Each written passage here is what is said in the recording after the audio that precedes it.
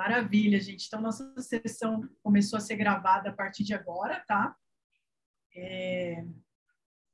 Deixa eu só abrir nosso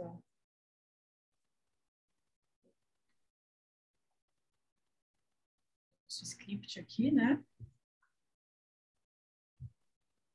Bom, gente, queria, em primeiro lugar, agradecer a presença de todos vocês, né? Aqui nesse terceiro colóquio Retina Internacional. Eu estou aqui a convite do professor Gilberto, da professora Suzete Venturelli e do professor Sérgio Nesteriuk.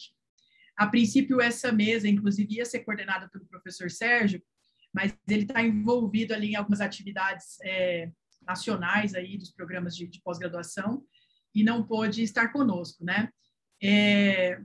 Acho que tudo bem, o professor Sérgio é meu orientador, tanto foi meu orientador no mestrado, agora no doutorado. Eu me chamo Nívia, também sou da área de games aí, pesquisadora, e tenho a chance de estar aqui na IMB já faz o quê? Quase uns 10 anos, viu, gente? Sou professora dos cursos também, mas, obviamente, que a gente não está aqui para falar de mim, né? Queria agradecer a presença mais que ilustre aí do nosso convidado externo, o Vicente, né? Matricescola da ESPN, e o professor Bruno Carvalho, que é também professor da casa aqui.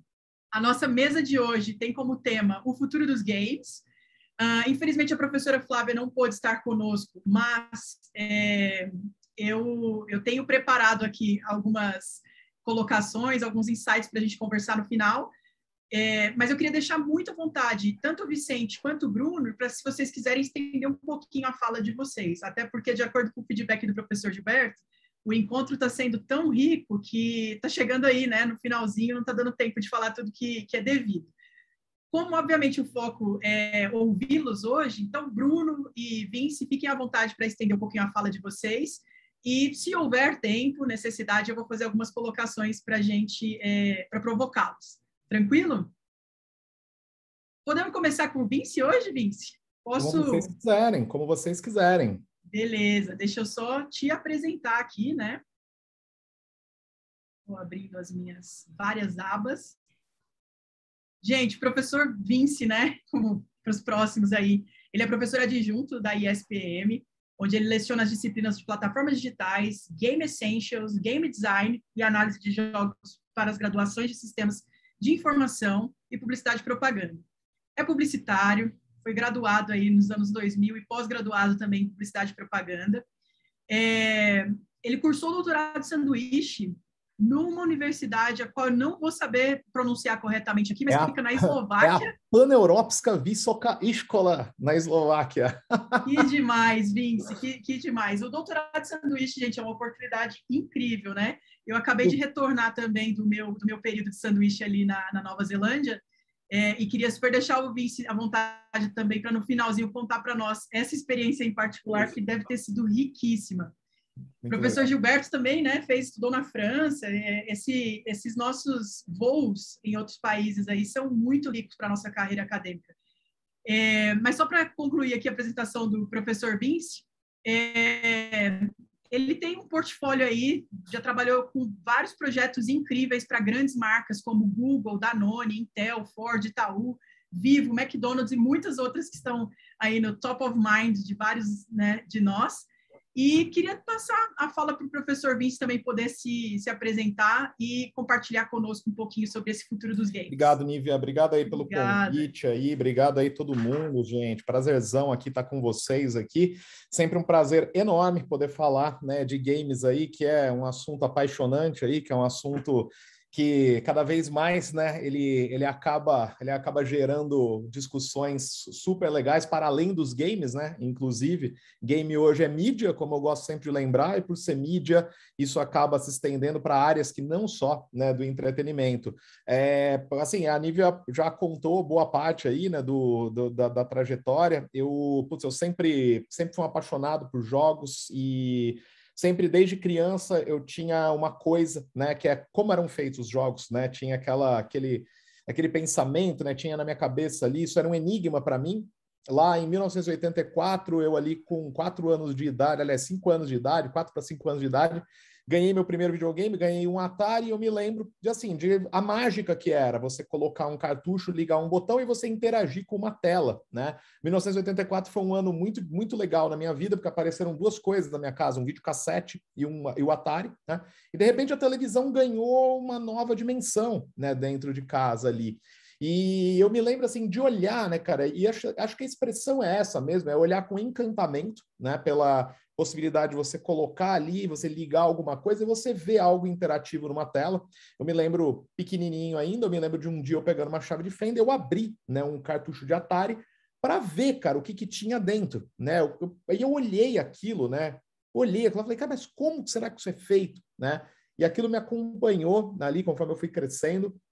E eu, assim, na época não tinha internet, na época, assim, era muito limitado, né, esse acesso. Então, assim, eu fui, e eu me formei, eu fiz publicidade, né, e quando eu fui trabalhar em publicidade, eu acabei indo trabalhar com mídia digital, e foi em mídia digital que eu comecei a trabalhar no Terra, na época, num site que era o fulano.com.br, foi lá que eu comecei a fazer meus primeiros games para marcas, né, que são os chamados adver games aí, né, os jogos feitos para as marcas, produtos e serviços. Desenvolvi isso durante muito tempo. Em 2007, quando saíram lá os primeiros smartphones, outra porta se abriu, né, gigantesca, né, inclusive no final agora do mês está saindo meu jogo novo para celular que eu fiz com a Silks. Depois eu vou divulgar aqui para vocês. Também já vou deixar um outro jogo meu que eu fiz com eles aqui no chat, que é o Mind Alone. E está saindo agora, semana que vem, está chegando nas lojas aqui do Brasil inteiro, o War da Grow, o War Game of Thrones, que eu desenvolvi junto com eles aí, é a nova produção da Grow, licenciado aí com Game of Thrones, é um jogo completamente novo, com novas mecânicas, e em dezembro para o Natal chega um jogo de Harry Potter também, né, que eu fiz com eles. Assim, eu já tenho o meu 8º projeto, né, com a Grow. E a minha vida meio que hoje é pautada nisso, né? Assim, a vida pessoal e particular, assim, pessoal e profissional, hoje ela é dividida com os games. Aí eu dou aula, né, de games lá na SPM, trabalho com projetos de jogos digitais com a Silks, tenho um estúdio independente meu, que é o Abstract Games, trabalho com a Grow, e hoje eu acabei de fazer uma reunião com a Copag, vou começar a fazer um projeto com a Copag também. E eu tenho feito eu entrei em 2018, eu comecei a fazer um projeto que, assim, que foi algo que, assim, eu sempre gostei muito, mas eu nunca tinha tido a oportunidade de trabalhar muito de perto com isso, foi com esportes, né? E eu comecei a trabalhar com o pessoal da Calunga, que é da On Stadium, que é uma arena de esportes aqui de São Paulo, que fica ali entre o Metrô Liberdade e o Metrô São Joaquim. E eu comecei a trabalhar numa parte de organização de cursos, né, e com eles. Infelizmente veio a pandemia, eles estão agora em processo de reabrir. É um espaço enorme, né? Eles sofreram demais aí com a pandemia. Então, durante a pandemia, eu organizei várias lives com eles, vários campeonatos, assim, e eu acabei entrando, assim, mais próximo desse universo, que é um universo que eu adoro também. Eu adoro assistir jogos, eu adoro assistir League of Legends, agora adoro assistir Dota, eu adoro assistir esses jogos, tenho um prazer enorme, né, em ser um espectador de games, né? Vale lembrar que hoje a indústria de games não é só feita de quem joga, mas de quem assiste games também. E é isso, né? E assim, eu brinco que assim, começou mesmo lá de criança, né? Assim, e eu lembro que meu pai um dia chegou, eu lembro que eu não lembro direito, eu devia ter uns 3 videogames no meu quarto, né? Eu pegava o dinheiro que eu ganhava ali, cara, juntava, fazia uns rolo criança já no interior, eu sou de Catanduva, trocava, tal, não sei o quê. Um dia meu pai chegou, olhou, tinha 3 videogames, meu pai olhou para mim e falou, junta isso aí tudo, aí daqui a pouco perde interesse e vai ficar tudo isso daí guardado no armário, né? Tipo, mal sabia meu pai, 42 anos de idade, ia continuar jogando mais até, né? Assim, e agora ainda com uma desculpa de jogar para eu falar assim, não, eu jogo porque eu preciso de referências para o meu trabalho, né? Além de tudo, tem essa desculpa hoje, né? Assim, então é um pouco isso, assim.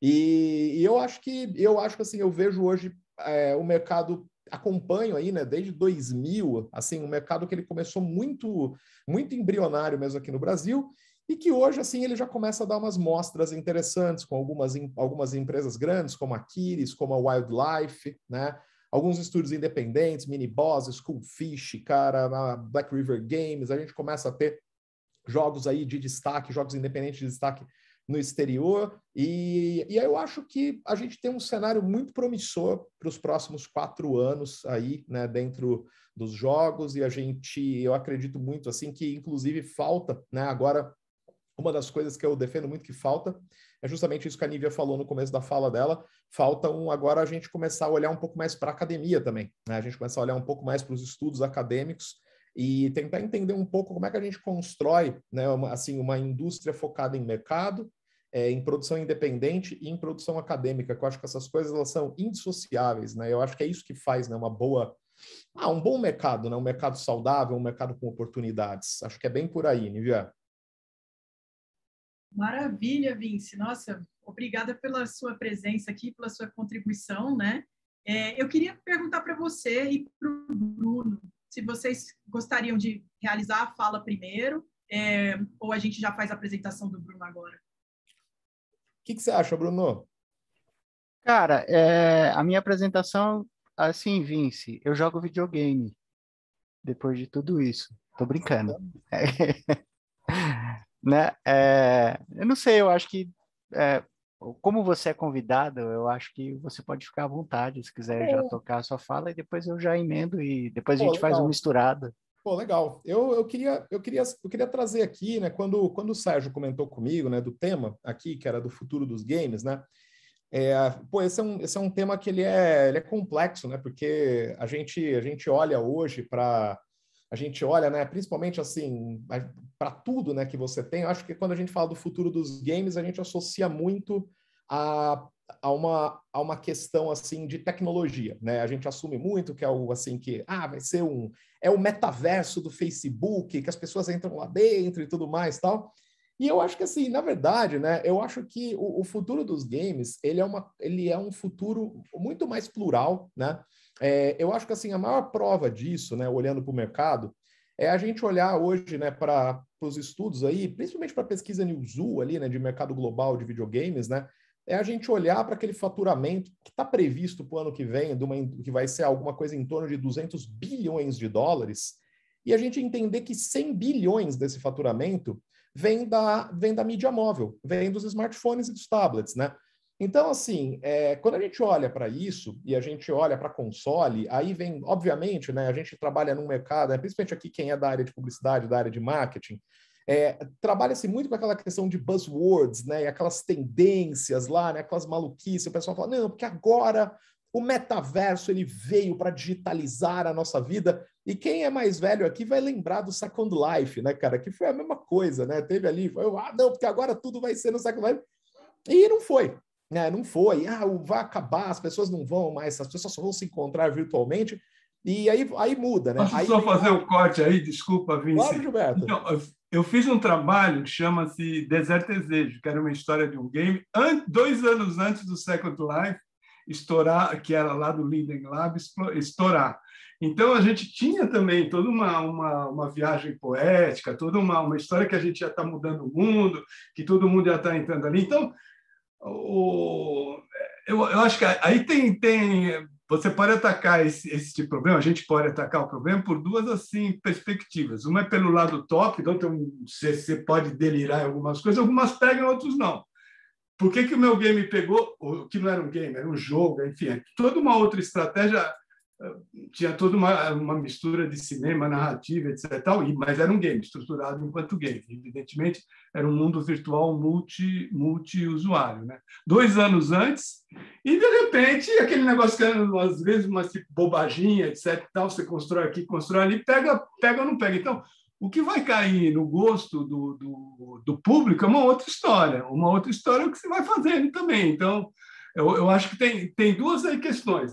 Quando se está falando em futuro, desculpa eu estar interrompendo, mas vamos... Não, pode falar. Bota que é legal assim. Existe uma coisa, futuro enquanto, digamos, utopia ou mesmo distopia, e outra coisa do ponto de vista de comércio e venda.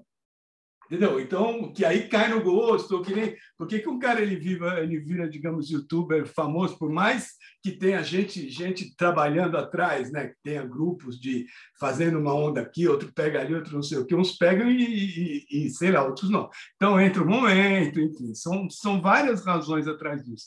Agora, eu acho que isso é um lado, quer dizer, como que você pega uma tecnologia e você vai pensar ela de maneira diferente, para fazer coisas distintas, e outras vezes o público não quer nada que seja diferentão. Ele quer que siga naquela mesma linha, porque eu tô tipo acostumado a jogar assim, quando eu entro nesses mundos é assim, o que vai fazer sucesso é isso.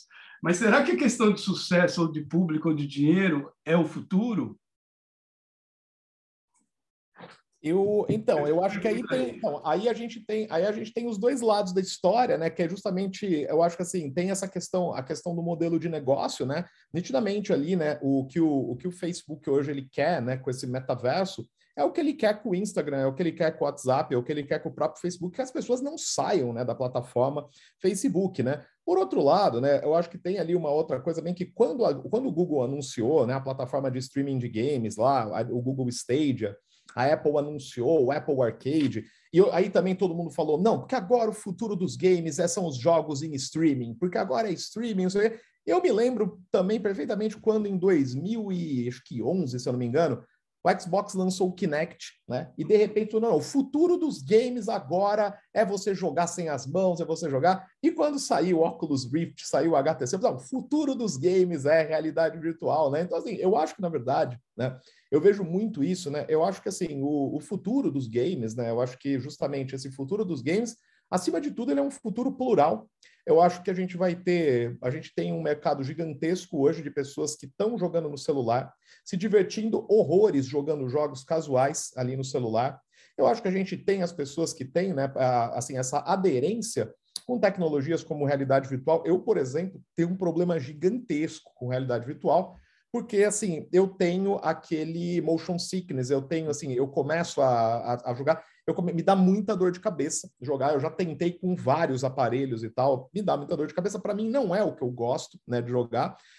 Eu acho interessantíssima a ideia, realmente, de você poder ter jogos onde você acessa do seu computador, do seu celular, da sua televisão, e você faz isso via streaming, como você faz, né, de um Netflix. Eu acredito que a gente continuará, né, tendo consoles, e a gente continuará tendo consoles portáteis, né? Então, quando eu estava pensando nessa fala, né, eu me coloquei, quando o Sérgio mandou para mim, eu pensei, falei, cara, qual que é o futuro dos games, né? Eu acho que é um futuro cada vez mais plural, porque eu acho que ele vai ser um futuro, né, com cada vez mais plataformas, com cada vez mais possibilidades. Eu acho que vai caber a cada um escolher, né, ali o que é mais versátil, o que é mais intuitivo, o que é mais imersivo, né? E provavelmente, né, seguiremos nesse caminho. Outro dia desse eu estava conversando com um amigo meu, né? A gente estava falando, lembrando, né, um pouco sobre jogos que a gente jogou na infância, jogos que a gente assim mantém um contato afetuoso, né, até hoje e tal. E a gente estava falando exatamente isso, né? Acima de tudo, né, também, então, além de ser, eu acho que do futuro dos games ser um futuro plural, né? Eu vi que alguém aqui é da área de UX aqui no chat, né? Eu acho também que tem uma questão que os games eles vão pedir cada vez mais no futuro deles aqui, experiências de usuário cada vez mais incríveis, que pode ser uma experiência, cara, que são duas bolinhas rebatendo num plano horizontal, que pode ser uma experiência narrativa, que pode ser, mas eu acredito muito na questão, né, do game designer num futuro, num presente, num futuro não muito distante, como arquiteto de experiência, como alguém ali que entende o momento que as pessoas vão jogar o jogo, e não importa a plataforma, né, vão saber oferecer experiências incríveis, né, para essas pessoas. Eu fico vendo, eu tenho acompanhado muito, né, eu tenho trabalhado com uma empresa que é a Fanatia, aqui de São Paulo, e a Fanatia ela tem um jogo que é o Code Cross, né? E o Code Cross é um jogo de palavras cruzadas, ali é um jogo de palavras, assim. E acho que ele é o 4º puzzle game do mundo, cara, na App Store da Apple ali. E ele tem um apelo muito grande para um público 60 anos mais ali, onde, na verdade, olharam e falaram, cara, não estão fazendo jogos que atendam esse público. Cara, vamos fazer, né? E o mundo dos games não é feito só de orques, elfos, zumbis e vampiros e castelos e princesas, né? Eu falo, poxa, por que não, né? Pensar experiências incríveis, né? Para esses públicos variados, né? Então, eu acho que essa é uma segunda coisa, né, do futuro dos games. A primeira é que vai ser plural, a segunda é que vai precisar cada vez mais de uma arquitetura de experiência. E eu acho que a terceira é que, assim, o futuro dos games ele vai ser cada vez menos estereotipado, né? Os games, eles vêm ali de uma tradição, né? Ali o começo da indústria dos games formata ali, né? Um consumidor formata ali, né? Uma coisa estereotipada que era um garoto, né? trancado num quarto, num fundo de porão, jogando ali com óculos fundo de garrafa, sem amigos, antissocial, né? E que jogava e que era detentor ali de um conhecimento, porque era difícil jogar aquilo lá, acessar aquilo lá. E isso a gente viu, assim, que mudou completamente, né? Basta hoje você andar, né, pela paisagem urbana, você vai ver pessoas, assim, das mais variadas classes sociais e gêneros e tudo mais, jogando na fila do ônibus, jogando no metrô, jogando enquanto espera o elevador, e estão assistindo esportes, né? Então, eu acho que, assim, o futuro dos games, então, para tentar resumir, né, em tudo, eu acho que é a questão de pluralidade, né? E eu acho que é cada mercado justamente conseguir encontrar as melhores oportunidades, né? Dentro disso aí. Eu acho que o Brasil é um mercado riquíssimo, né? Por outro lado, é um mercado complicadíssimo, não só pelo fato de que fazer jogo no Brasil é igual você fazer cinema ou você trabalhar com música, né? Aqui existe um próprio preconceito do mercado brasileiro contra o jogo brasileiro. A gente vê muito isso, né? Tanto é que muitos estúdios, muitas produtoras estão indo para fora. Você pega a Kiri, você pega a própria Wildlife. A Wildlife é uma empresa, quer dizer, ela nem se considera brasileira, né? Ela já está pensando os produtos dela totalmente para fora, né? Então, eu acho que assim tem potencial, né? Mas também tem exatamente nível a Behold, né, cara, que tá no Canadá agora, uma galera assim, as pessoas vão saindo, né? Mas assim, eu acho que existe o potencial aqui, né? Mas o que falta mesmo assim é eu não sei se é uma questão de educação, eu não sei se é uma questão cultural, né? Que falta aqui, mas realmente assim é incrível, né? Como existe essa relação. Apesar disso, ainda sou um cara otimista com o mercado brasileiro, eu ainda acho que tipo tem, né? E eu inclusive assim, eu acredito muito, né, que com uma melhora aí, tomara, né, de uma melhora de uma situação econômica, a gente começa a ter um movimento, inclusive, de estúdios vindo para o Brasil. Como a gente teve ali, né, na Europa Central, tem um movimento muito interessante que começou a acontecer há 7, 8 anos atrás na Europa Central, estúdios que saíram do Canadá e foram para a Romênia, República Tcheca, Eslováquia, Holanda, né? Um negócio muito interessante ali de você olhar. Inclusive, eu tive em 2018, eu fui visitar estúdios de games na Ucrânia e na Polônia, né? Eu fui conversar com a galera lá da Roscoff Games, lá do Metrô 2033, fui lá para a Polônia, e é um negócio muito interessante que a Polônia, por exemplo, é um país que entendeu que quando o game, né, pegando ali, coisas grandes ali da Polônia, que é The Witcher, que é Cyberpunk 77 e tal, o This War of Mine, a Polônia entende que quando ela exporta isso daí, ela está exportando a bandeira do país. E eu achei uma frase muito interessante que eu conversei com um dos caras lá de um estúdio que chama Moonlit Games, o nome dele é Mateusz Vanatowicz. Ele falou um negócio muito interessante que ele falou: aqui na Polônia, o negócio de games é entendido, acima de tudo, como um negócio de tecnologia. Acima de tudo, é um negócio de tecnologia. E tecnologia a gente exporta.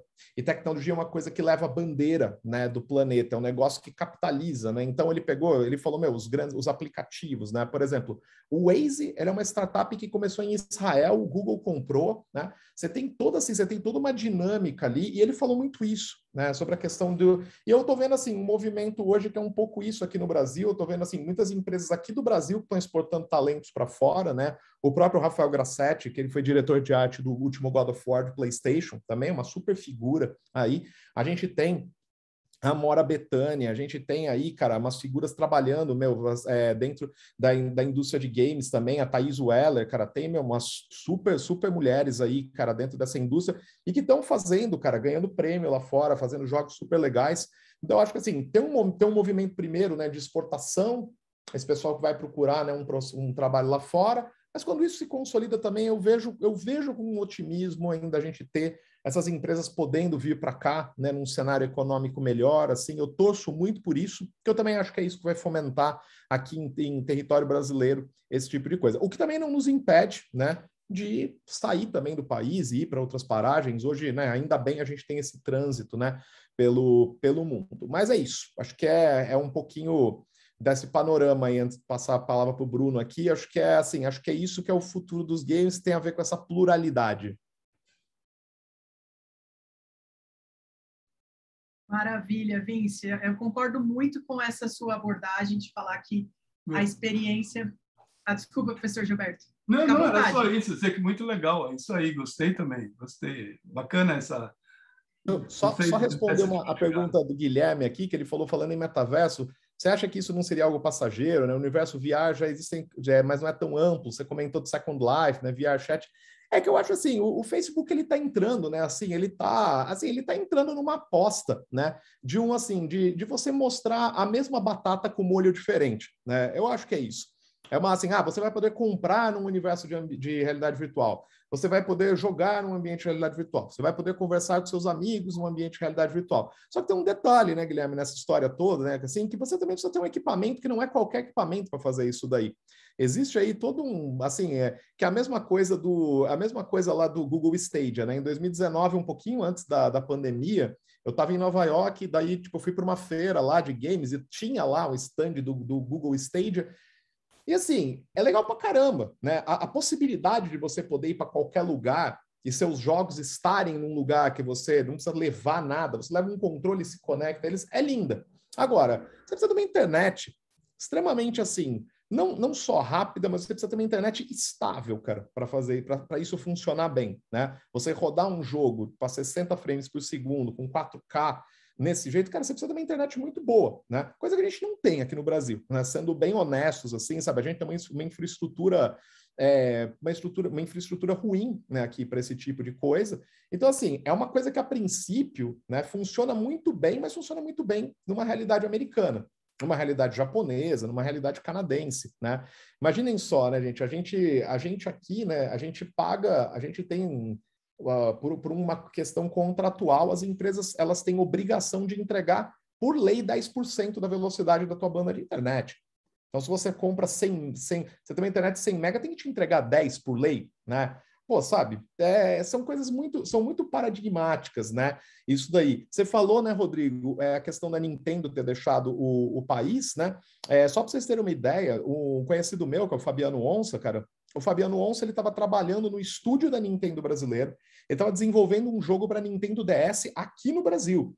Ia ser um desenvolvimento brasileiro para Nintendo, que foi quando a Nintendo saiu, né? Opa, você viu aula com o Onça, ô, Rodrigo? Que legal, cara, que legal. O Onça o Onça é gente boa demais aqui, o Fabiano Onça é demais.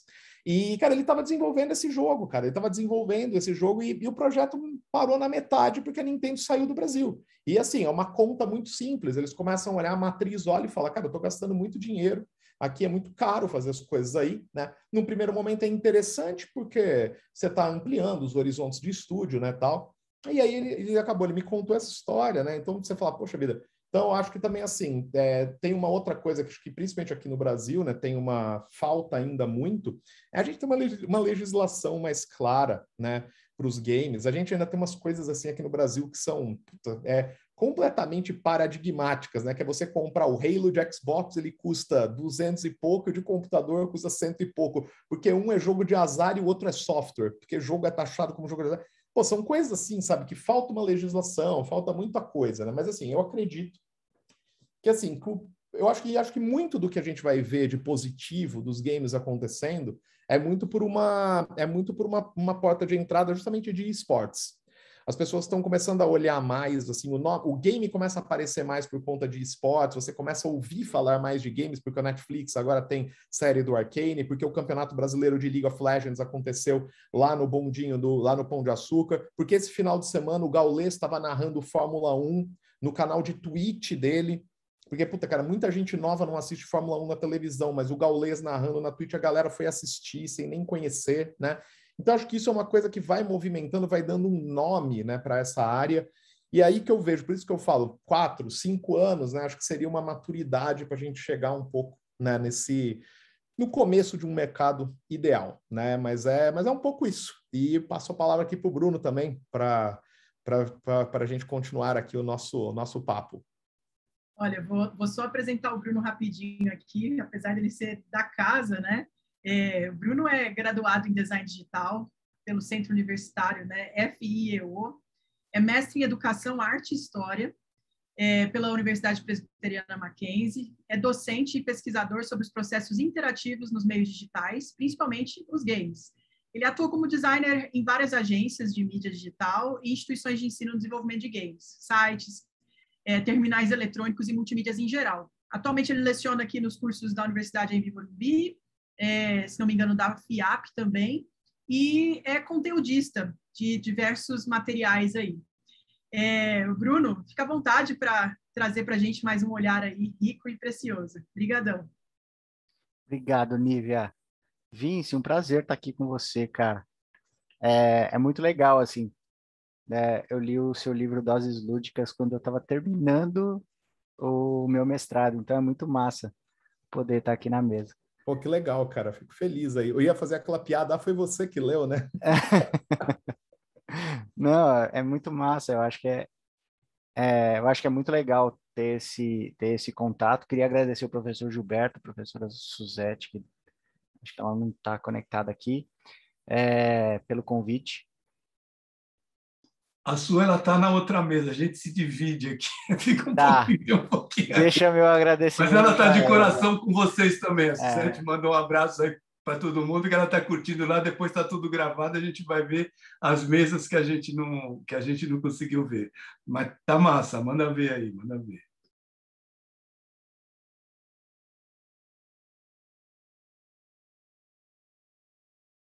Eu caí.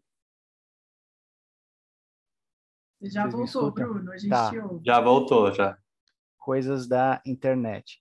Gostaria de aproveitar e dizer que como está sendo gravado, agradecer a Claro pela internet muito estável.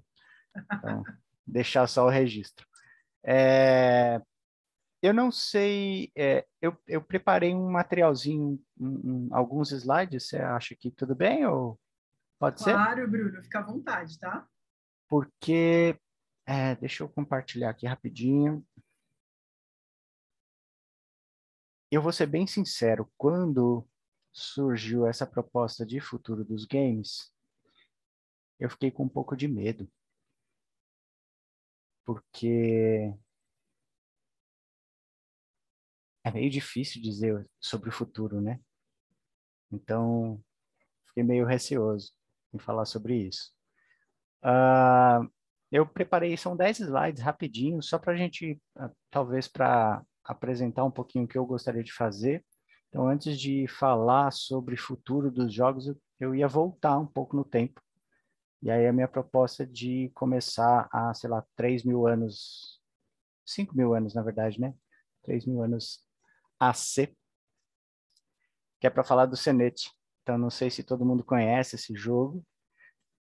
Algumas pessoas ainda não consideram ele como jogo, porque a gente não tem exatamente as mecânicas dele descritas, mas uma coisa que eu acho muito legal de ter esse registro de um dos jogos mais antigos que a gente tem, era um jogo que era utilizado para tentar explicar como é que era a passagem das almas após a morte. Então, esse jogo, o objetivo dele não é necessariamente só o entretenimento, mas também é uma proposta de apresentar para as pessoas que jogavam esse jogo a passagem do mundo dos vivos para o mundo dos mortos. Então, ter esse primeiro registro de um jogo de tabuleiro tão antigo assim, e tantos outros que vieram depois, me fez pensar um pouquinho sobre qual é a função do jogo dentro da nossa sociedade. E aí eu passo para mais eu vou dar alguns saltos aqui, passo para mais um jogo, que na verdade não é um jogo, mas são alguns jogos, os jogos de carta, também, além do entretenimento, eles traziam outras coisas, né? Os jogos de carta eles foram difundidos principalmente por causa da rota comercial. Então, muita diversidade cultural foi disseminada através dos jogos de carta. O jogo de baralho que a gente tem hoje com os naipes, ele só surge lá para o século XV, 14, 15, então a Idade Média, quando ele entra na Europa, mas os primeiros registros vêm da China e atravessou todo, né, da Ásia até a Europa para fazer uma distribuição de cultura também, além do entretenimento. Chegando aqui na modernidade, uma observação. Eu gosto muito desse jogo. Ele é demais. Não sei se todo mundo conhece, Mansão da Felicidade. Mansão da Felicidade é um jogo que surge no início do século XIX. A primeira versão dele foi impressa a ouro. Eu acho isso demais, né? A gente sempre tentando dar valores extremos que chamam a atenção do jogador para alguns jogos. Talvez para fazer com que o conteúdo dele fosse mascarado. A proposta de Mansão da Felicidade é apresentar algumas virtudes e vícios. Então, claro, né, as virtudes te levam para frente, os vícios te deixam parados em algumas casas. Mansão da Felicidade surge na Inglaterra e é o primeiro jogo a ser exportado para os Estados Unidos. Então, que deu origem a muitos board games dos Estados Unidos, surge daqui. Uma coisa que é muito interessante também, e que eu não falei especificamente dos jogos de carta e alguns outros jogos que também eu fui pulando, escolhi alguns, tá, gente? Que é uma curiosidade, eu fiz um recorte, tá meio mais ou menos aqui, mas é uma proposta muito legal, que eu trouxe como curiosidade, o jogo da vida, que é... a internet está meio ruim. Se eu cair, tenham paciência, tá bom?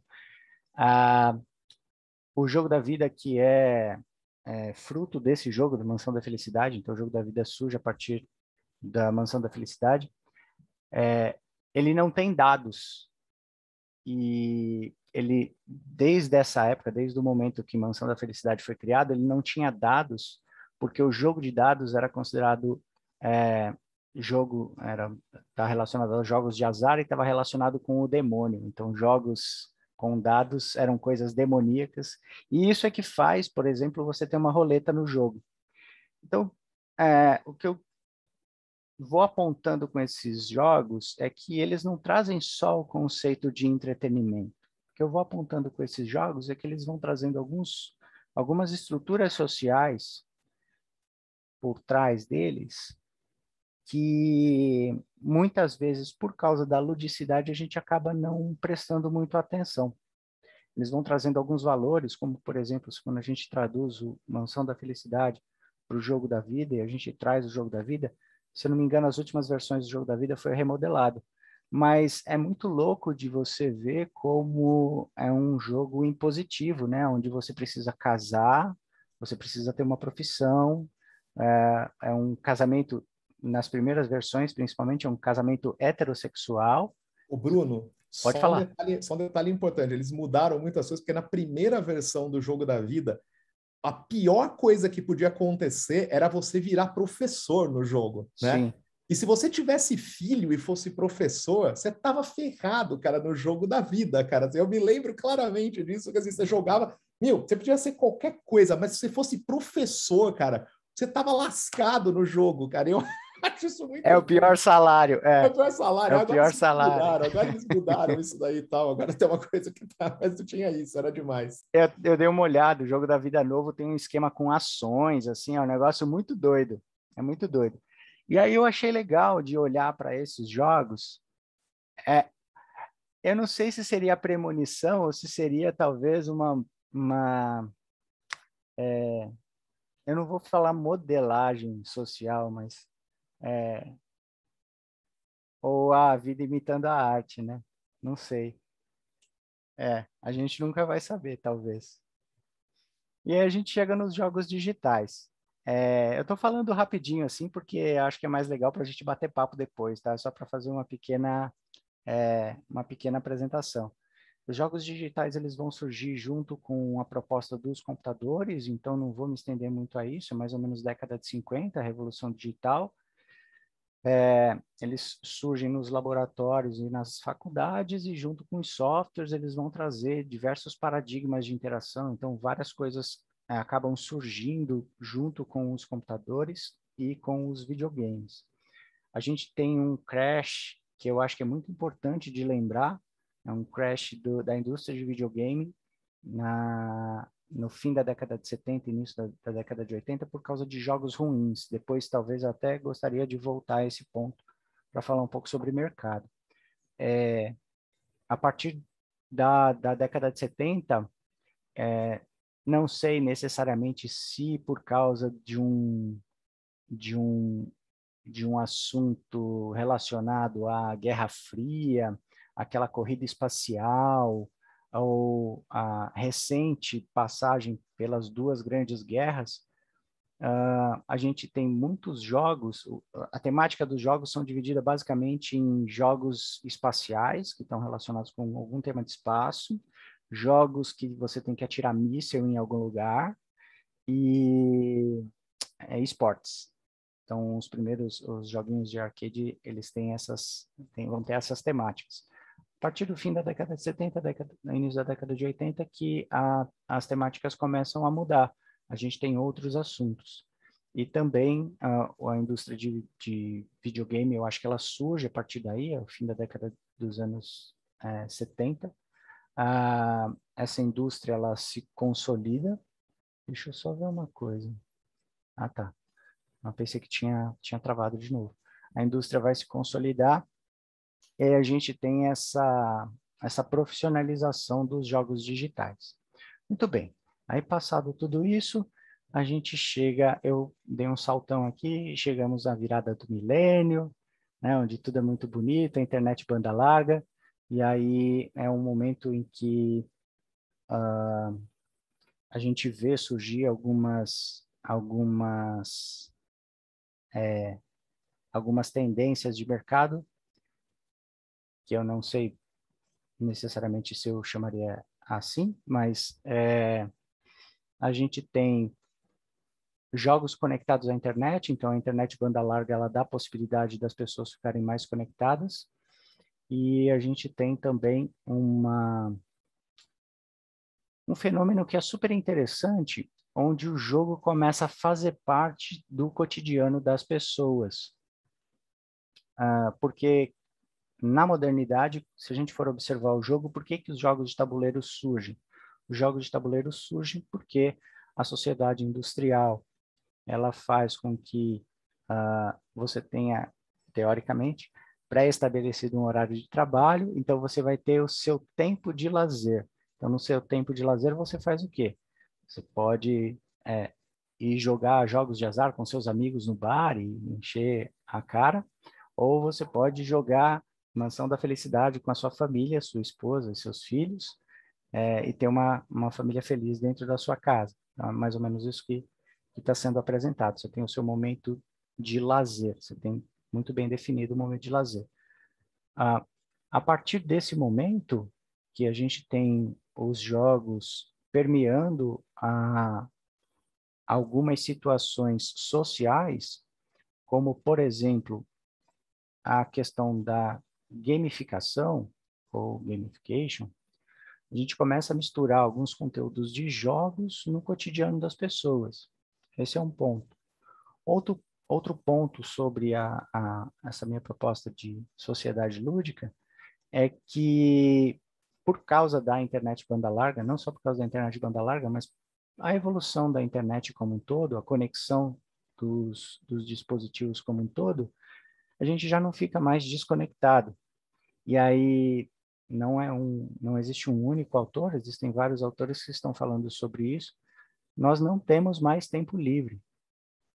E se eu só jogo em tempo livre, será que eu estou jogando? Ou eu estou fazendo qualquer outra coisa que não jogar? Quando eu estou jogando por quê? Por que eu jogo? Será que eu jogo para me divertir? Eu costumo usar a velha desculpa de jogar para desestressar. Por que eu busco um jogo? Qual é o meu objetivo para buscar um jogo? Então, foram alguns pensamentos que eu fui construindo quando eu estava diagramando esse material e pensando sobre o tema, sobre jogos e futuro. O que a gente tem construído até o momento? Então, quando a gente está falando dessa sociedade lúdica, nessa virada do milênio, esse monte de tecnologia, qual é o tempo que eu tenho para jogar? Eu jogo no meu tempo livre mesmo?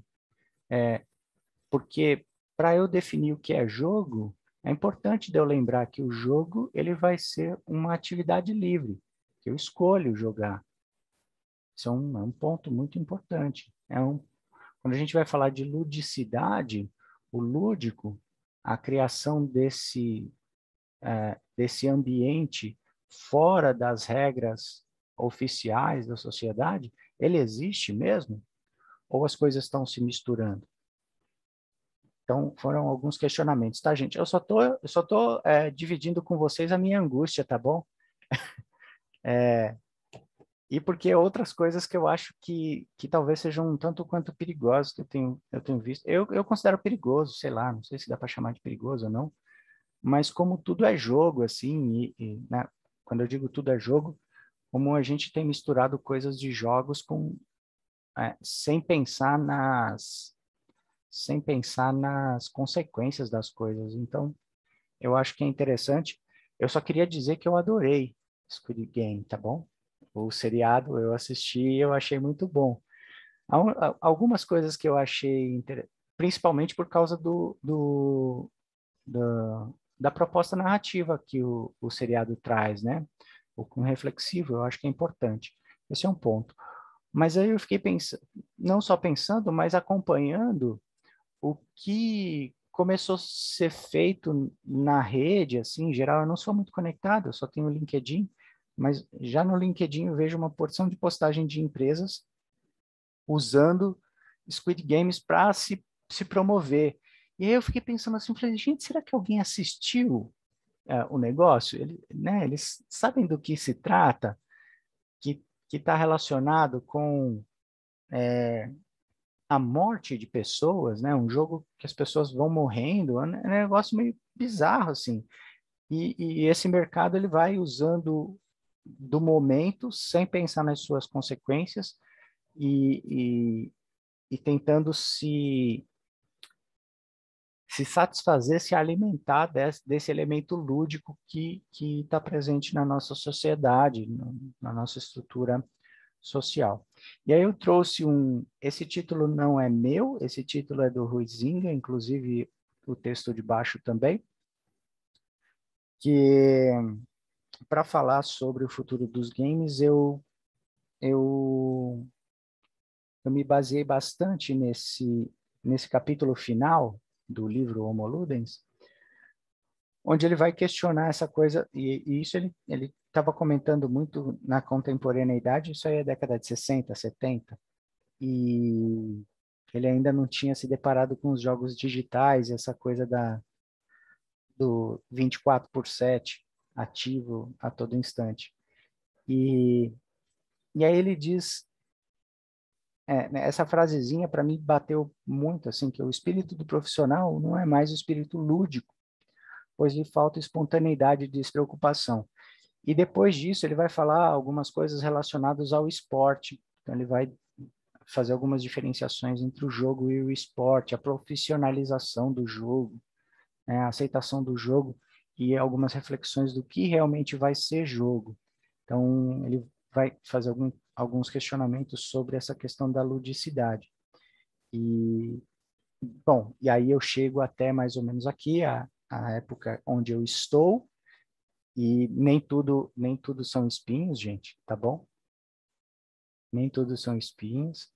Isso também é uma frasezinha no mesmo capítulo, que na verdade é uma frase de um texto do Platão, onde eu não lembro quem agora que está conversando com ele, e esse amigo de Platão fala isso para ele, né? Dizendo isso, meu amigo, pareces concluir que o gênero humano é inteiramente mau. Então, eu sabia que talvez algumas pessoas aí acham que eu deixei de ter fé na humanidade para falar do futuro dos games. Então, assim, é só desastre, é aquele futuro de Mad Max, daqui para frente é só ladeira abaixo, mas a proposta não é essa, tá bom? Então,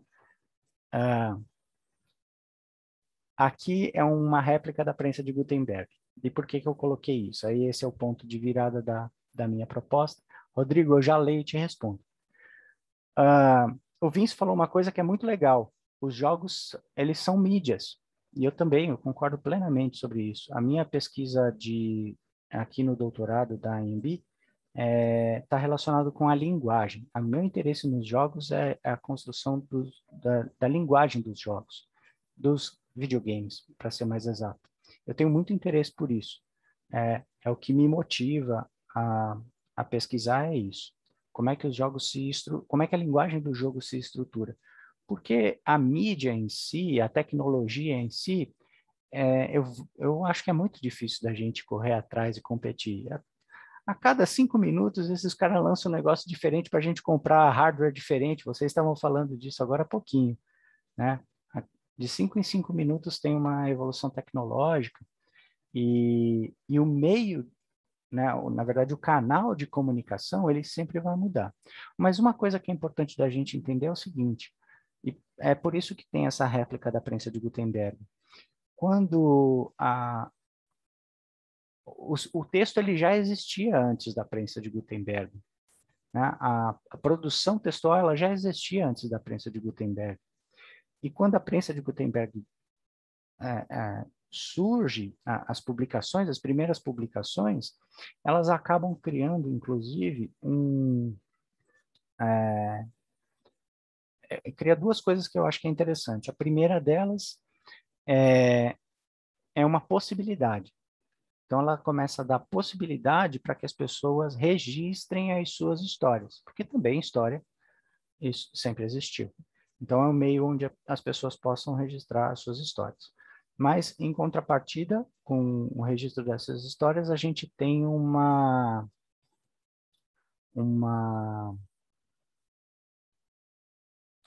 fugiu a palavra. A gente tem um grupo de pessoas que tem o domínio sobre essa tecnologia, e aí você tem um grupo social que vai impor determinados textos. Inclusive, são coisas que a gente tem dialogado bastante ultimamente, né?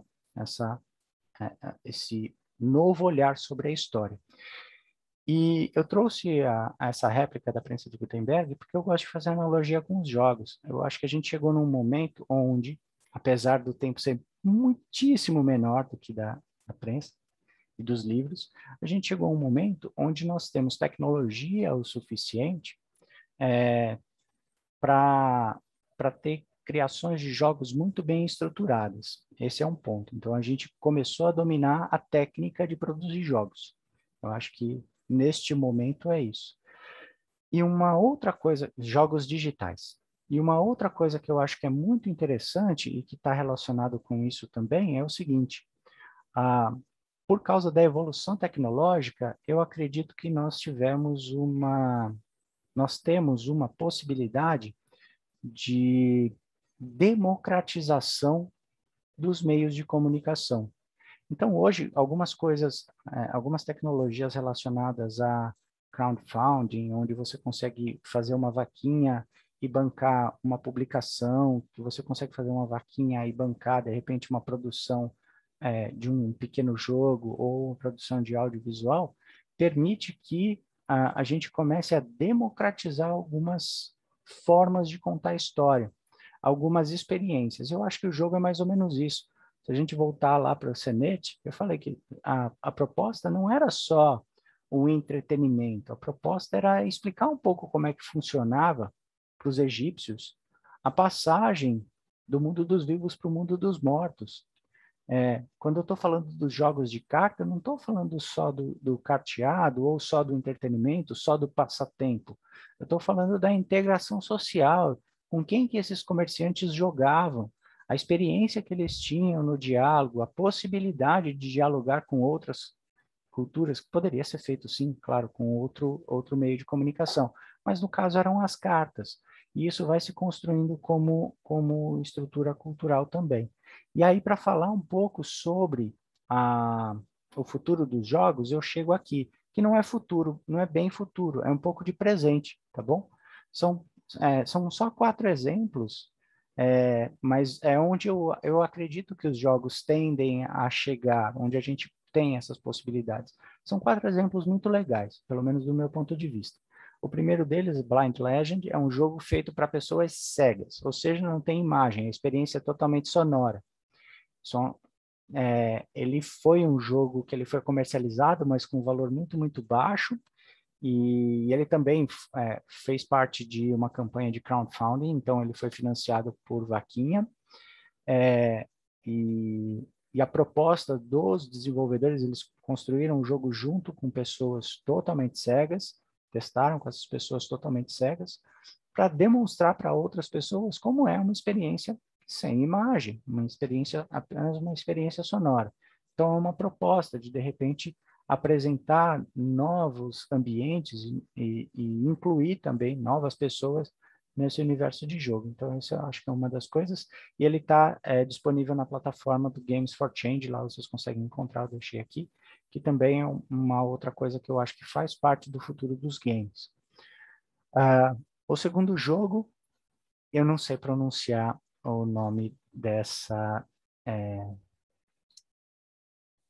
população, tá bom? Mas este jogo é um jogo da serpente e não vou me lembrar, tem o site aí, se vocês puderem acessar, tá bom? Perdão, eu não lembro de cabeça. Mas ele foi um jogo feito com uma dessas populações indígenas, onde um grupo de antropólogos, de desenvolvedores de jogos, conversaram junto com esses caras e produziram um jogo. Cerca de, acho que 30 pessoas dessa etnia participaram dos testes, da produção, da criação, foi um esquema meio de coautoria. Eu acho que ainda não é 100%, mas a gente está lá, vocês vão ver o que eu vou querer dizer. O quarto exemplo aqui está relacionado à Game Jam, e não só Game Jam, a gente tem um papel fundamental das mulheres também, então a disseminação de cultura e de tecnologia, quebrando algumas barreiras, eu acho que é importantíssimo. Então a Women Game Jam, se eu não me engano, está na 5ª edição. Esse ano foi a 5ª edição. Eu peguei essa imagem porque eu achei a ilustração bonita. Mas depois, se vocês quiserem, lá a seção do Twitter, vocês têm acesso à edição de 2021. Mas é muito importante a gente ter essas produções de Game Jam, né? São produções mais independentes, são produções onde as pessoas se conhecem e eles criam pequenos jogos. Não são grandes produções, não são coisas feitas por grandes estúdios, então eu acho isso uma coisa legal. E o quarto exemplo que eu acredito também no futuro dos jogos, aí não é necessariamente um jogo em si, mas um dos exemplos é o PictoBlocks. PictoBlocks e o Scratch e outras plataformas para produção de pequenos jogos, e aí eles estão ensinando as crianças em algumas escolas, eles estão ensinando essas crianças a programar e construir jogos a partir dessa linguagem de programação em blocos. Por que isso é tão importante? Porque é mais um jeito da gente se comunicar, é mais um espaço de comunicação, é uma forma de transmitir experiência. Eu acho que essa é a proposta de todas essas coisas, tanto da Game Jam, da produção de conteúdos por populações que não eram ouvidas antes. No caso da população indígena, você tem uma cultura que ela é praticamente toda oral, e aí você tem uma outra forma de transmitir essa informação. Você tem a experiência, de repente, de ver como é viver em um mundo sem imagem, no caso de Blind Legend. Vão ter outras experiências que também possibilitam isso, mas eu acredito que os jogos eles tendem a contribuir.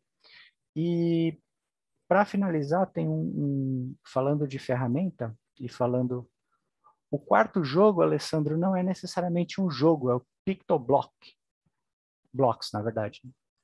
PictoBlock é tipo uma ferramentinha de produção de jogo, igual o Scratch. Scratch é uma ferramenta de produção de jogo, tá? Depois, se vocês quiserem, eu disponibilizo o PDF para vocês, podem pegar o linkzinho, beleza? Não tem muito problema. Ai, meu Deus, socorro que agora eu não sei voltar, calma aí. Cadê? Stop share, pronto.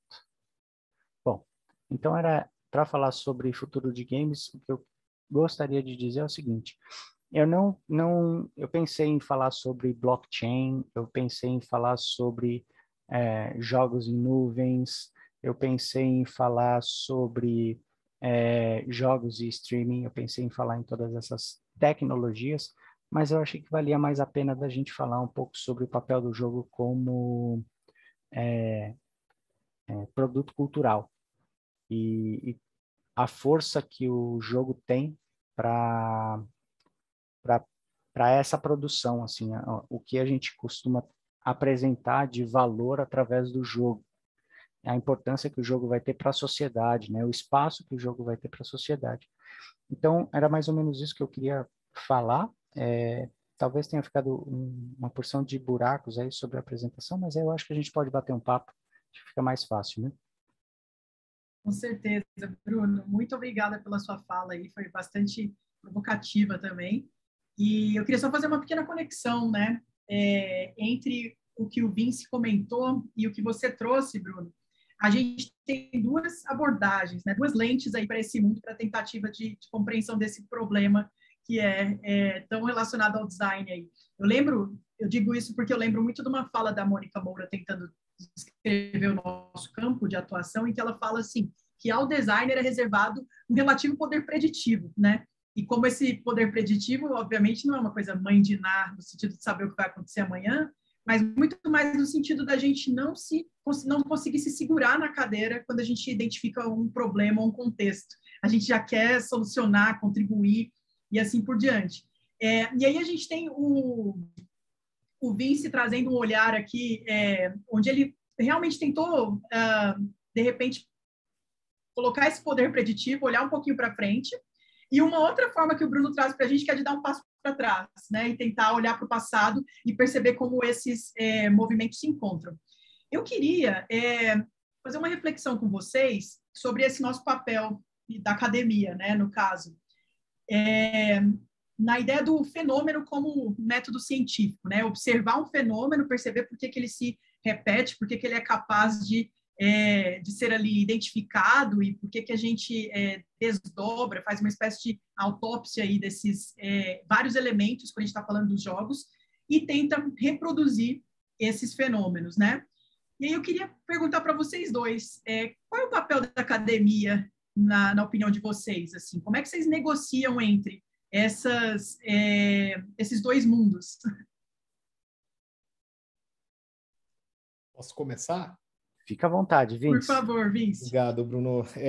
Bom, eu acho que a gente tem acho que a academia ela tem um papel assim, central, né?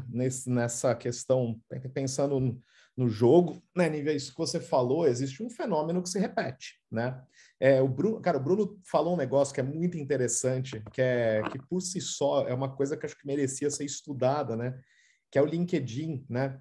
Que é isso, assim, que tudo, assim, qualquer fenômeno da cultura pop vira um post no LinkedIn, né? Que é 10 lições sobre empreendedorismo que podemos aprender com o Squid Game, né?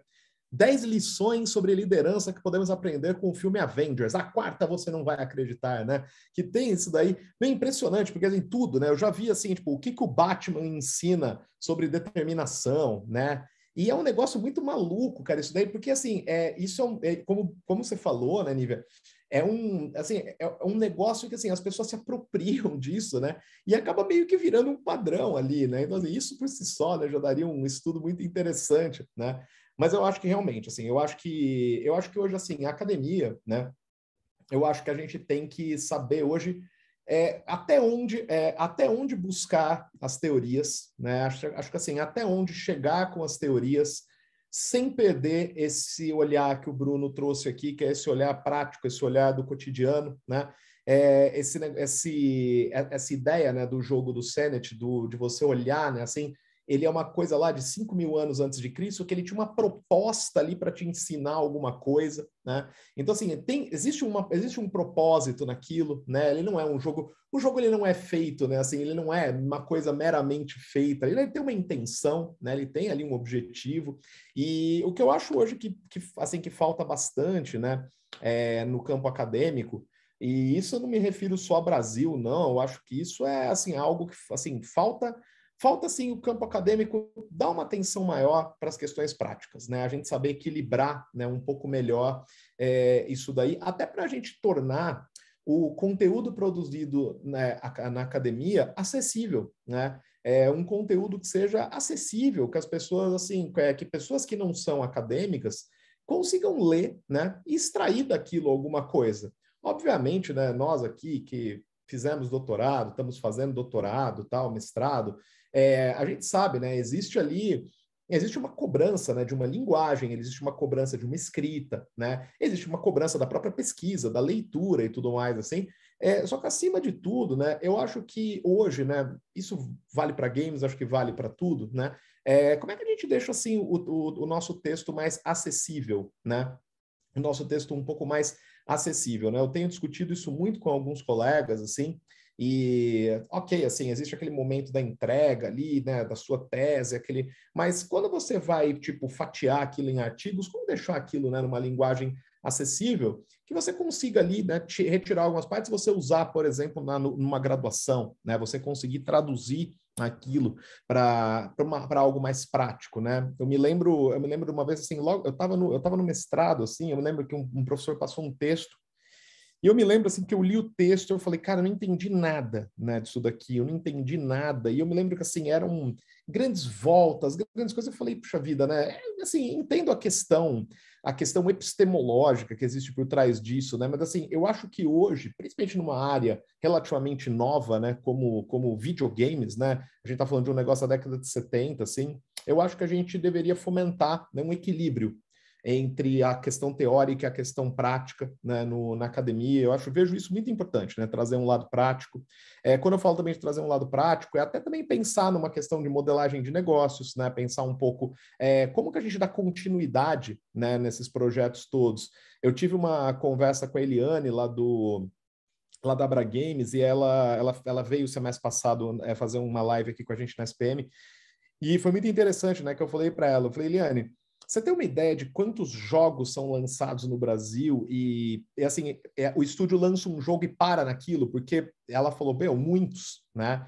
E por quê, né? Ela falou, porque as pessoas não têm um modelo de negócio, né? Às vezes elas pesquisam, chegam numa ideia super legal, fazem ali o jogo e aquele jogo ele se esgota nele mesmo, porque ele não foi estudado, não monetiza, né? Então, eu acho que a gente precisa juntar esses dois mundos, né? Acho que é super importante, né? E acho que isso é bem central, né, hoje aqui. Outra coisa também que eu acho que é interessante é a gente começar a entender um pouco mais, né? Acho que e aí pensando em pesquisas mesmo assim, eu sinto muita falta hoje de estudos, né, para entender mais esse perfil, né, do que convencionou se chamar de gamer, né, que é um termo aí também que já ficou velho, né? Se a gente parar para pensar o que é gamer, né? Assim, tem tantos, né? Tantos tipos de pessoas, tantos modos, né? De consumir.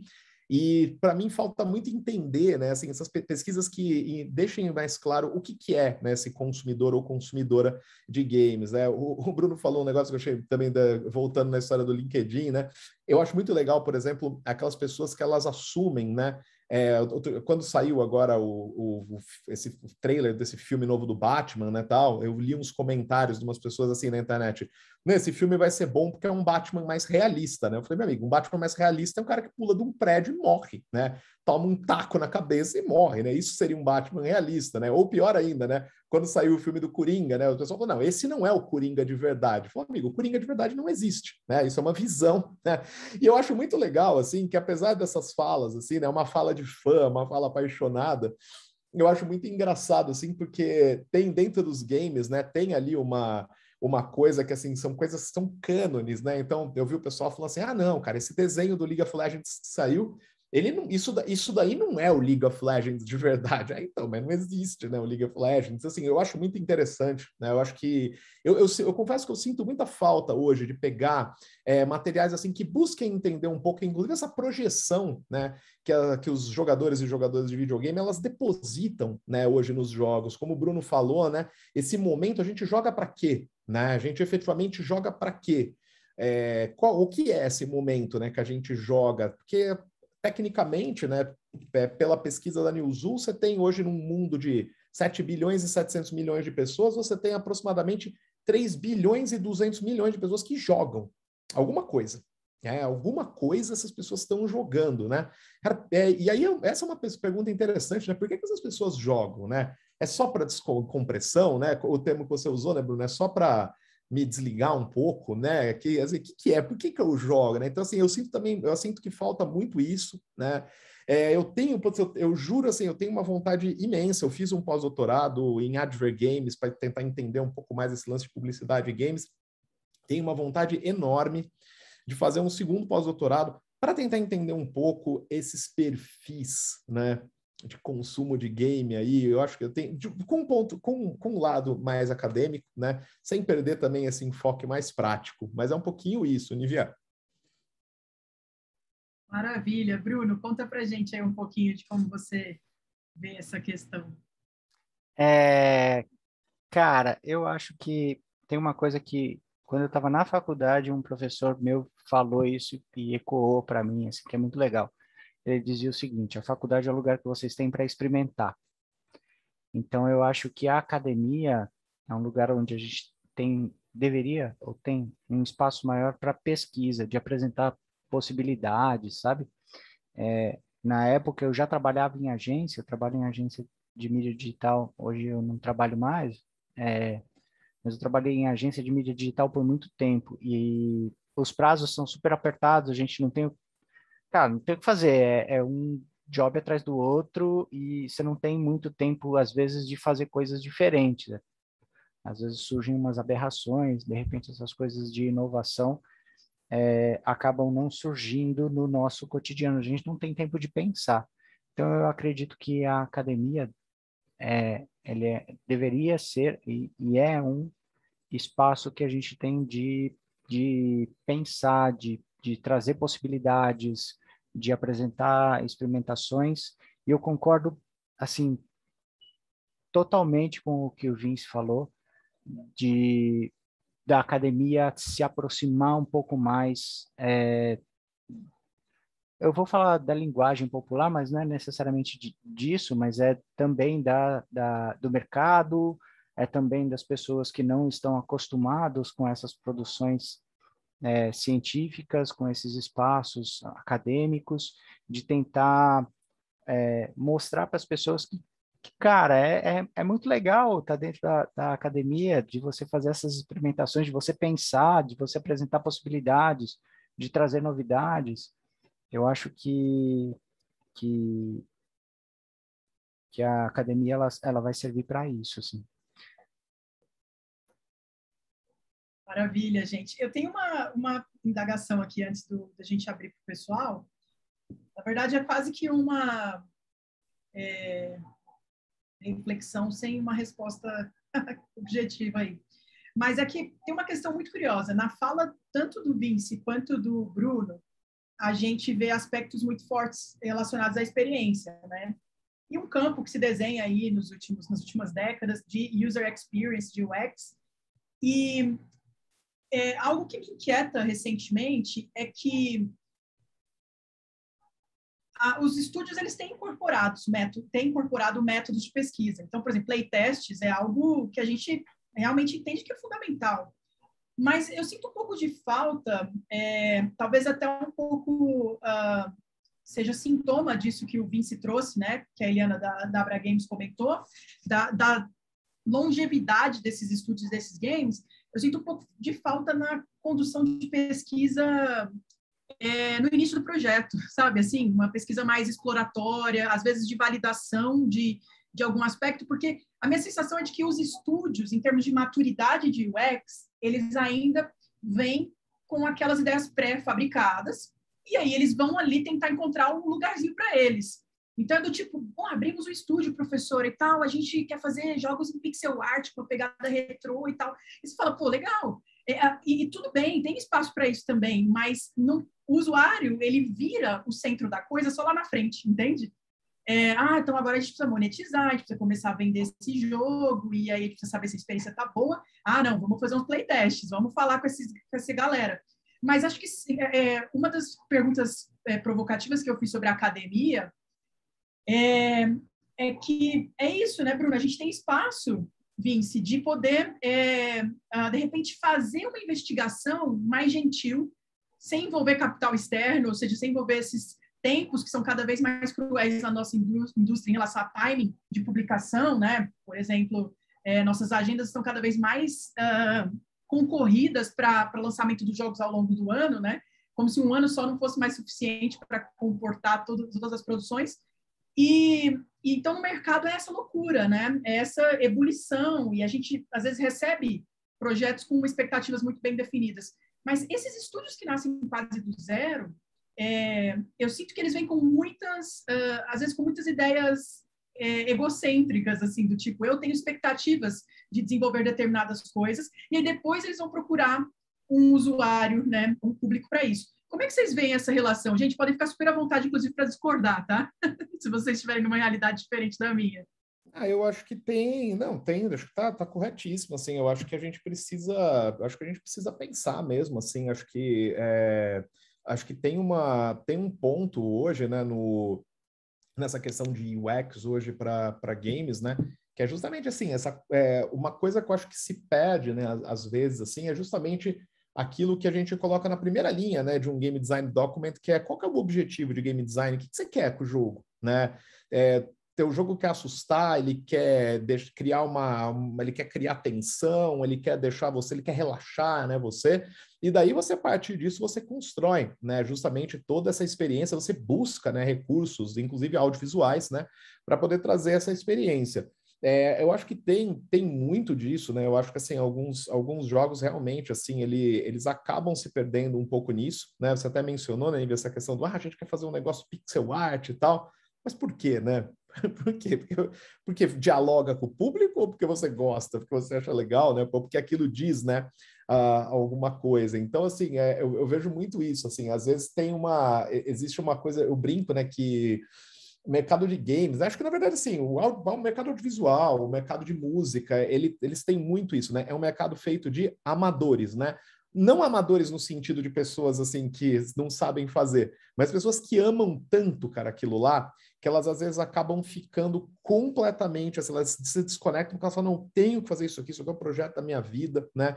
E é nisso que eu acho que se pedem, né, algumas coisas, que projetos assim são perdidos, eles são jogados no lixo muitas vezes, assim, porque justamente falta planejamento, né? Falta esse entendimento, falta aí essa cadeia, que acho que hoje UX virou uma coisa muito mandatória, né, no mundo que a gente vive, né? Eu brinco com os meus alunos, eu dou aula de UX lá na SPM, e eu brinco, né? Assim, a gente acorda de manhã, a gente já acorda, tipo, desligando o despertador aqui do smartphone, cara, a gente já começa o dia interagindo com uma tela, já tem um botão ali, já tem uma ergonomia, né? Já tem um monte de coisa ali que a gente vai trazendo, né, para o nosso dia a dia.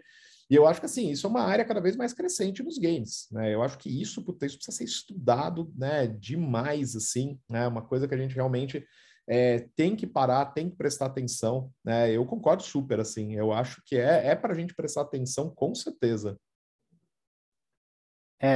Eu queria fazer um comentário, inclusive, sobre uma coisa que o Vince falou, quando eu estava falando sobre mercado de games, sobre produção, mão de obra, e uma vez eu estava conversando com o pessoal não foi da Abra, mas foi em uma palestra da Abra, que tinha o pessoal da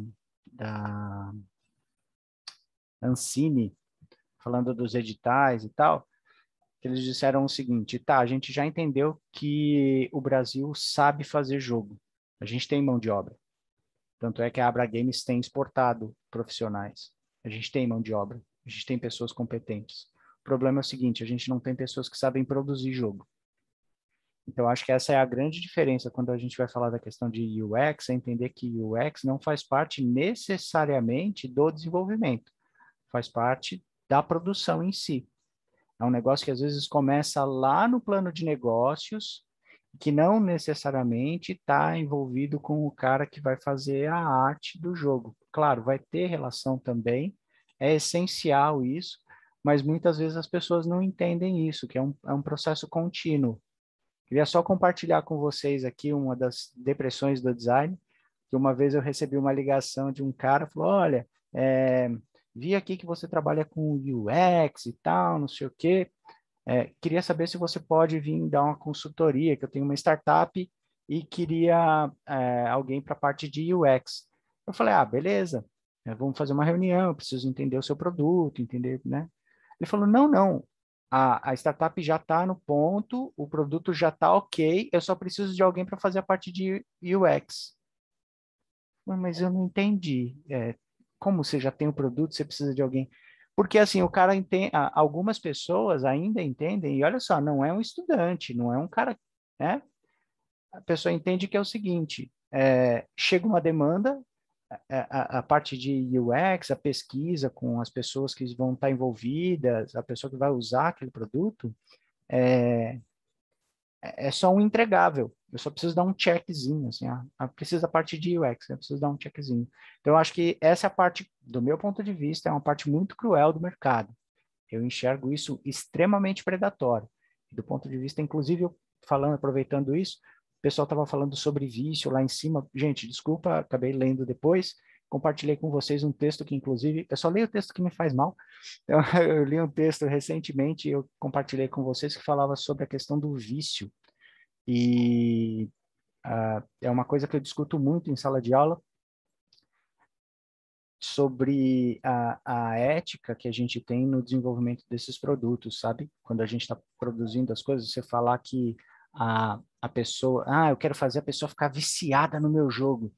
Esse é um texto escrito por um cara que o irmão dele morreu de overdose. E ele ele relacionou muito, eu achei meio pesado, assim, ele relaciona essa questão do vício com a questão da droga do irmão, e aí ele fala assim, ei, cara, pensa um pouquinho quando você estiver falando sobre construir experiências viciantes, porque algumas experiências são mesmo. E isso, de repente, tem um impacto na vida das pessoas. E aí, de novo, trazendo para o que eu quis apresentar para vocês, a questão do jogo, quando eu tenho um jogo, e isso é uma coisa que eu penso muito, quando eu tenho um jogo, ele vai ser jogado em um momento, no meu momento livre do meu dia, mas eu já não tenho mais momento livre, o impacto que esse jogo vai ter, ele vai ser um impacto real, não vai ser mais um impacto fora do círculo mágico, não vai ser mais um impacto só no jogo, ele vai ter um impacto real. Então, assim, o que a gente está fazendo? Será que é legal mesmo? Falando de indústria, tá bom, gente? Falando de indústria. Certeza, Bruno. Nossa, super rico e crítico aí. Junto com grandes poderes vem grandes responsabilidades, né? Exato. E a gente até não levou a conversa aqui hoje, talvez porque fosse a expectativa de alguns, de falar de um mundo meio Black Mirror, meio Metaverse e vários outros aspectos, porque, de certa forma, acho que talvez eles nos assustem um pouco menos do que aos outsiders aí, né? Aos turistas do nosso campo. Mas eu queria saber se alguém do grupo que está aqui nos prestigiando tem alguma pergunta para o Vince e para o Bruno. Se quiser, pode abrir o microfone, tá? Ou escrever aqui no chat para a gente. Eu quero fazer só uma breve observação. Gostei muito da mesa. Obrigado, Vince. Obrigado, Bruno. Não estou só dizer que gostei e para que outros venham e coloque também. Mas acho que é muito importante a questão que foi levantada, que o Vince trouxe, a questão por exemplo, a questão da, digamos, teoria e prática. Que, aliás, eu não gosto desse termo de teoria e prática. Eu gosto de experimentação e reflexão. Que existem pessoas que são teóricas e outras não. Então, eu acho que a gente, quando está em um campo, que o meu não é o do game, mas é o da arte e tecnologia, e que passa pelo game, inclusive, né? Como eu falei. Então, eu tenho uma cabeça, a minha maneira de ver o mundo é completamente diferente de você. Então, eu passei pelo game, eu quero experimentar. Daqui a um mês, eu quero experimentar uma outra coisa, que não tenha nada a ver com isso, porque o meu mundo é mais amplo. O que não quer dizer que seja melhor ou que seja pior. São possibilidades distintas. Então, a própria, digamos, academia, acho que esse foi um ponto extremamente legal, levantado também, ela é bacana por isso, porque você escolhe aonde você se adapta melhor. Por isso você vai fazer pós-doc aqui, ou pós-doc lá, doutorado aqui, mestrado lá, etc. Então, porque você vai achando aonde estão os seus pares. Quem são os seus parceiros? Com quem você quer conversar? Então, o grande barato da, digamos, da academia é esse, que você vai encontrar parceiros. Nem todos são iguais. Tem gente que é realmente teórica e pronto. Então, se você precisa de um cara, você pode ser teórico, você não tem que ser teórico-prático. Ou você pode ser prático-prático. Aí você tem uma dificuldade enorme de de trabalhar com isso ou aquilo.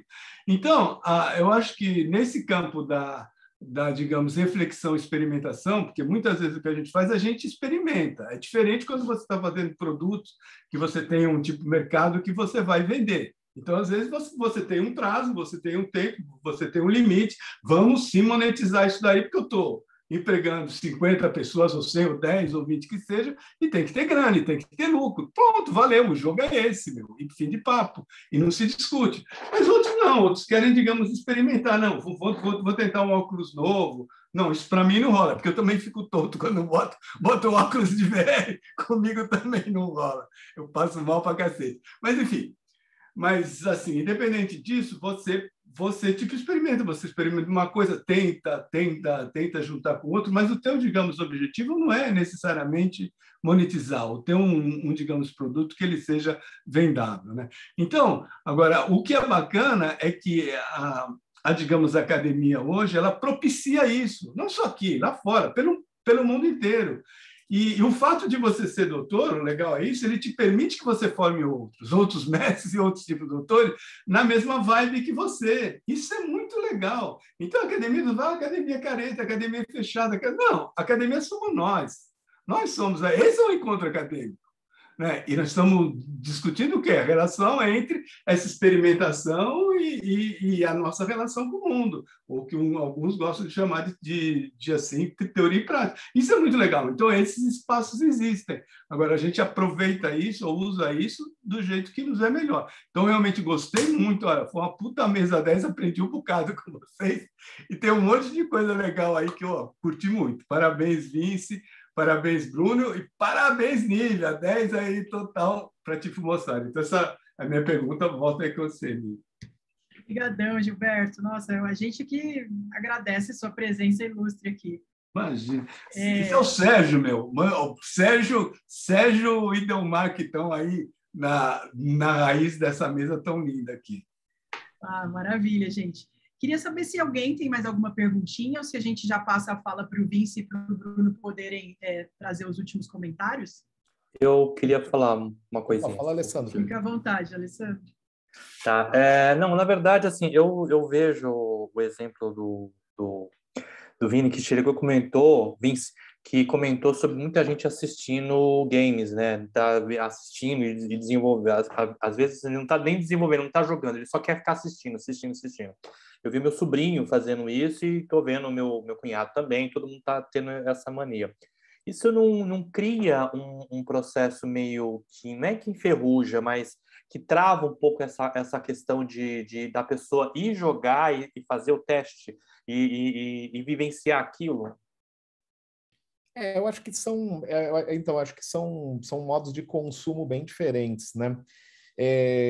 Assim, hoje, é o que eu estava falando, eu acho interessantíssimo, né, essa figura do espectador e espectadora de games, né? Me chama muita atenção isso hoje, porque definitivamente você encontra aí dentro pessoas que jogam e gostam de assistir alguém jogar o jogo que elas gostam. Você tem gente que não joga e gosta de assistir alguém jogar a determinado jogo.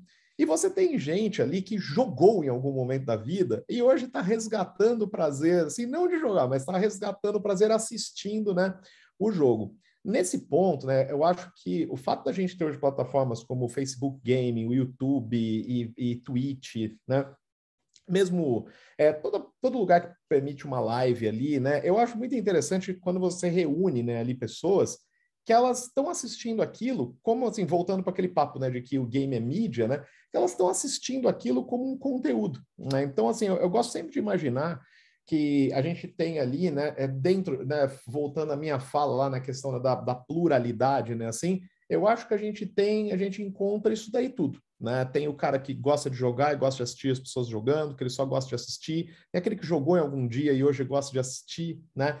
Então, assim, tem gente que não gosta de assistir, né? Tem gente que não acompanha nada, gosta de jogar, tal, e apenas gosta de jogar, gosta de sentar ali, né? E eu acho que, assim, o interessante é a gente tentar, assim, entender, né, um pouquinho o que vai, né? O que vai nessa maneira de consumo de cada um, para que as pessoas a gente consiga entender, inclusive disso, tirar as melhores práticas, né? Tirar disso, assim, passar, né, mensagens que sejam positivas, mensagens que sejam, assim, educativas, né, de algum momento. Então, assim, eu vejo muito isso, né? Hoje, eu acho que os esportes, né, eu mencionei que os esportes, eles abriram muito, né, uma porta para isso, e acabaram trazendo também junto com essa porta que abriu, junto com essa visibilidade, né, que esses jogos ganharam, a gente começou a ver muitas marcas, né, que começam a entrar no jogo, né, e acabam fomentando, né, de alguma maneira, isso tudo, né. Acho que aqui no Brasil, especialmente, primeiro semestre teve uma ação grande da Havaianas com Fortnite. A Havaianas criou um mapa, né, dentro de Fortnite, lá, uma empresa que chama eBrains, que fez um mapa da Ilha do Verão dentro do Fortnite de Havaianas. A Havaianas lançou lá os chinelos lá do Fortnite, e junto com aquilo veio a ilha, né, lá do verão e tudo mais. E eu acho muito interessante também esse ponto, né, em que você junta pessoas que, assim, que gostam do jogo, pessoas que consomem um produto de uma marca, pessoas que gostam muito daquilo lá, pessoas que viram, eu falo, nossa, o que é isso aqui de Havaianas? Eu quero ver, porque gosta da marca, porque gosta do produto, né? Então, aqui que eu acho que vem esse cruzamento, né, da gente poder entender, né, como é que marcas, produtos, serviços, esses tipos diferentes de consumidores, eles se relacionam, né, hoje, dentro disso daqui. Hoje, assim, voltando à questão também do que o Bruno falou, né, do que a Nívia falou, eu acho que também, assim, a gente tem hoje, né, a pesquisa Game Brasil, que o pessoal da Silks faz junto ali com a SPM e tal, e, assim, meio que é isso que tem hoje de pesquisa de mercado, né, aqui no Brasil. Você encontra umas outras pesquisas pequenas ali e tal. Eu também acho que falta muita pesquisa para entender um pouco mais esse jogo das marcas dentro dos games, né? Entender mais esses perfis de jogadores, né? Então, assim, eu acho que falta mais pesquisa mesmo, pesquisa de mercado. Não pode ser ter só da Silks, né? Eu converso muito com o Guilherme Camargo lá da Silks, a gente fala muito sobre isso. Precisa ter pesquisa de outras empresas, né? De outros institutos, para a gente ter outras visões, né? Mesmo, como nos Estados Unidos, eles fazem muita pesquisa, muita aferição, né, disso. Acho que isso que ajuda também a dar esse contexto, né? Gente, eu vou ter que fazer um negócio muito deselegante, vou ter que sair, porque eu tenho uma orientação agora aqui, na verdade era 6h30 aqui, eu tô meio atrasado, eu vou me despedir de vocês aqui, e deixa eu deixar meu contato aqui para vocês, eu vou deixar aqui no chat. Gente, basicamente, eu uso muito Instagram e Twitter, mas se vocês quiserem me adicionar também aqui no LinkedIn, eu estou passando aqui também, aí podem me adicionar lá. Opa, é Mastrocola, gente, desculpa. Pronto, aqui. Me adicionem lá, a gente vai conversando aqui pelas redes, aqui a gente vai se falando por lá. Bruno, Gilberto, Nívia, Alessandro, Fernando, Daniel, Rodrigo, Guilherme, Juliana, Eliana, beijos e abraços aí para todo mundo. Super obrigado aí pelo convite, gente. Obrigado aí pelo final de tarde gostoso. É sempre uma delícia poder discutir esses assuntos aqui. Super obrigado, gente. Valeu mesmo. Parabéns. Valeu, Vinícius. Muito bom. Gente, desculpa ter que sair correndo. Beleza, tchau pra vocês. Imagina, até mais. Valeu. Valeu. Bruno, vou deixar você encerrar também, que eu acho que já o pessoal tem outros compromissos, né? Que passou já o horário. Já vou fechar. Isso a gente tinha prometido que era 6h. Já passei aqui, para quem quiser, tem no slide também, mas tem o meu e-mail, eu só tenho o LinkedIn, eu estou fora das redes. Só respondendo uma coisinha para você, Alessandro, e rapidinho para finalizar, uma coisa que eu acho que é importante da gente ver dois tipos de pessoa que assistem conteúdo. A pessoa que vai assistir as partidas, isso é uma coisa, e está relacionado a esportes, e tem outras pessoas que assistem ao conteúdo do jogo. E aí a gente tem esse conceito mais transmídia, onde você tem, por exemplo, o desdobramento de uma narrativa que às vezes não tem espaço total dentro do jogo, ele vai ser desdobrado, de repente, num vídeo no YouTube. A Blizzard faz muito isso. Eles trabalham muito com isso. Tem outras produtoras que estão fazendo a mesma coisa, inclusive com livros e HQs. E nesse ponto eu acho que complementa a gameplay. Então isso a gente tem que entender o jogo como um produto, que ele não é só o produto do jogo digital. Ele tem uma amplitude maior. Não é isso. Gente, muito obrigado. Nívia, prazerzão estar aqui com você. Gilberto, muito obrigado pelo convite. Manda um abraço para o Sul também. Obrigado a Nívia, que segurou esse rojão aí. Exatamente. Com as duas mãos de letra. Exatamente. Fez assim, já muito legal. Obrigado a vocês. É sempre uma oportunidade incrível, né? A gente poder se encontrar, discutir sobre a nossa área. Eu queria agradecer a presença de todo mundo aqui, especialmente o professor Gilberto, que faz parte aí do comitê organizador, junto com a professora Suzete e com o Sérgio, e convidá-los para curtir o evento amanhã ainda, né? A gente tem um monte de outras atividades. O professor Gilberto mencionou aqui que no futuro essas palestras estarão no YouTube, provavelmente no canal do programa. E é isso, gente. Espero que a gente se mantenha conectado. Obrigadão.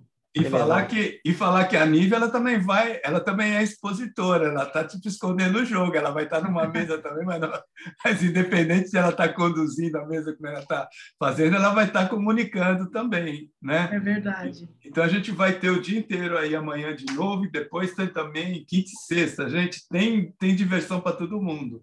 Obrigado. Legal, muito obrigado bom. a todos. Gente, obrigado, Bruno. Obrigado pelas perguntas, valeu. Boa noite. Valeu, tchau, gente. tchau. Obrigado.